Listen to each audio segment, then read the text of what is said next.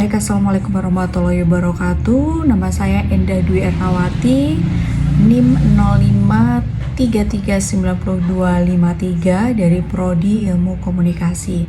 Baik, saya akan menjawab pertanyaan dari tugas mata kuliah logika. Jelaskan apa yang dimaksud dengan macam-macam term dan juga contohnya ya. Jadi term ini ada 4 macam, tapi saya akan menyebutkan 3 macam aja. Yang pertama adalah term berdasarkan konotasinya. Ini dapat dibedakan menjadi 2, yaitu term konkret dan juga term abstrak. Term konkret ini merujuk pada realitas sebagai subjek yang memiliki diri, bisa yang berjasad maupun tidak berjasad. Contohnya adalah wanita cantik atau negara. Term ini menunjukkan suatu keberadaan yang dapat dibayangkan sebagai satu kesatuan. Sementara term abstrak menunjuk pada sifat yang dipisahkan dari subjeknya, seperti kecantikan, yang merupakan sifat dari wanita cantik tetapi dipandang secara terpisah. Dalam logika, term konkret dan abstrak ini penting untuk memahami realitas secara utuh, baik sebagai subjek maupun sifatnya. Selanjutnya yang kedua adalah term berdasarkan denotasi. Ini juga dibedakan menjadi term umum dan juga term khusus. Term umum adalah term yang mencakup keseluruhan hal yang ditunjuk tanpa pengecualian. Terdiri dari 2, yaitu universal dan juga kolektif.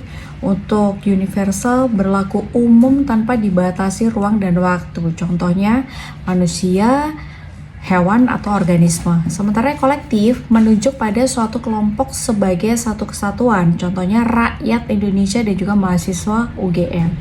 Sementara term khusus adalah term yang hanya menunjuk sebagian dari keseluruhan, minimal satu hal saja. Term khusus ini juga dibedakan menjadi 2, yaitu individual dan partikular. Individual menunjuk pada satu individu atau satu entitas tertentu, misalnya Soekarno atau Universitas Gadjah Mada. Sementara untuk partikular menunjuk sebagian dari keseluruhan, lebih dari satu tapi tidak mencakup semua, misalnya beberapa mahasiswa atau sebagian rakyat. Nah, selanjutnya yang ketiga adalah predikamen. Yang dimaksudkan adalah cara beradanya sesuatu. Term yang paling luas adalah term ada atau term yang ada. Selanjutnya dibagi dalam 2 macam, yaitu ada yang tidak terbatas dan ada yang terbatas.